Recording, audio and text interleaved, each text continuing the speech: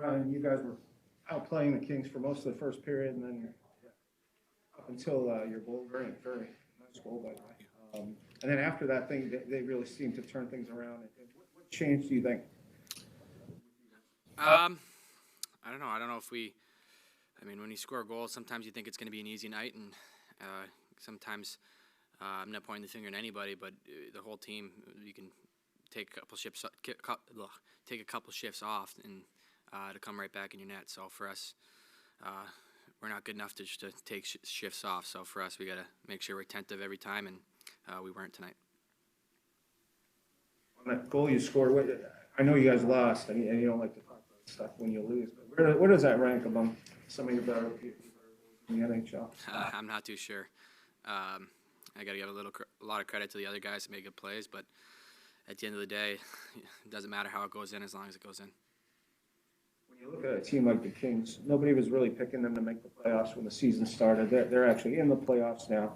You guys have played them some really tough games where you could have won at least 2 or 3 of them this season.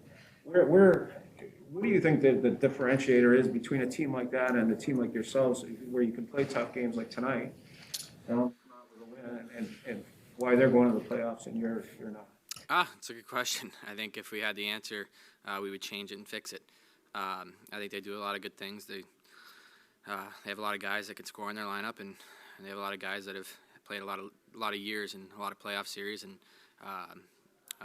I don't know. I think if we knew the answer to that, I think we'd try and change it immediately. And I think that's not up for the players to really decide. We just got to show up every day and try our best. And yeah, I think if we had the answer to that, we would figure it out.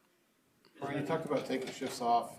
This giving up leads in the second period has been kind of a theme here the last week or so. Is that what's happened in all those? Is this a continuation of what's happening on the road?